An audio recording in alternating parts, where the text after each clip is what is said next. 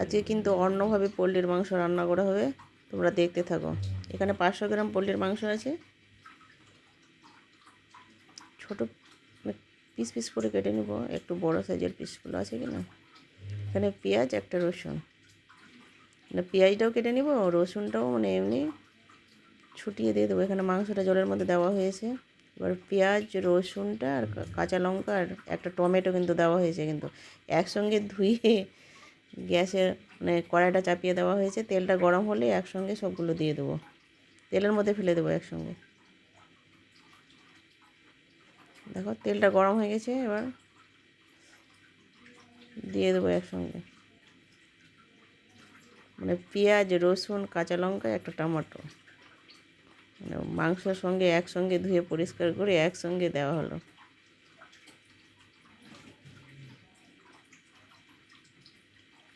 এখানে লবণ, হলুদ, জিরে গুঁড়ো আর একটু শুকনো লঙ্কার গুঁড়ো দেওয়া হলো। মানে অন্যভাবে আজকে রান্না করা হচ্ছে, আর কারেন্টটা নেই কিনা ওই জন্য অন্ধকার লাগছে, মানে ভিডিওটা ভালো আসছে না, অন্ধকার অন্ধকার লাগছে, কালারটাও ভালো দেখা যাচ্ছে না মাংসের। দেখো মাংসটা মাখানো হয়ে গেছে, মানে গ্যাসে চাপানো হয়ে গেছে। এখানে আদা বেটে দেওয়া হবে মাংসের মধ্যে। দেখো আদা বেটে দেওয়া হলো। মাংসটাকে কষিয়ে নিতে হবে ভালোভাবে। কিন্তু এইভাবে রান্না করলে একটাও মাংস কিন্তু ভাঙবে না, পিস পিস হয়ে থাকবে প্রত্যেকটা মাংস। দেখো পেঁয়াজগুলো গলে গেছে, টমেটোও গলে গেছে।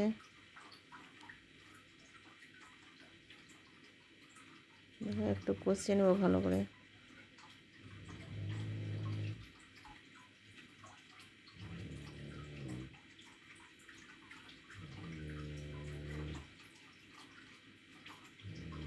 একটু কষানো হবে, এবার আলু দেওয়া হলো।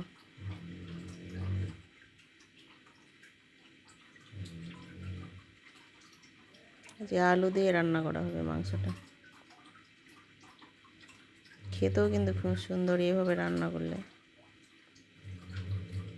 মানে সহজ পদ্ধতিতে পোলট্রির মাংস রান্না করার, এইভাবে রান্না করে দেখবেন, খেতেও কিন্তু খুব সুন্দর লাগে। দেখো কষানো হয়ে গেছে, এবার জল দেওয়া দেওয়া হয়েছে।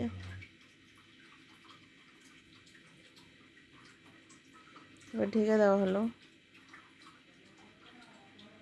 দেখো বলক চলে এসছে এবার।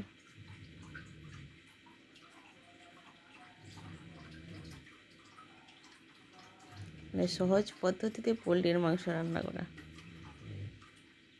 অন্ধকারের জন্য কিছুই বোঝা যাচ্ছে না, তরকারির কালারটাও বোঝা যাচ্ছে না, অন্ধকারের জন্য মানে রান্না করতেও ভালো লাগছিল না। দেখো আলুটা সিদ্ধ হয়ে গেছে, এবার মিট মশলা দেওয়া হলো।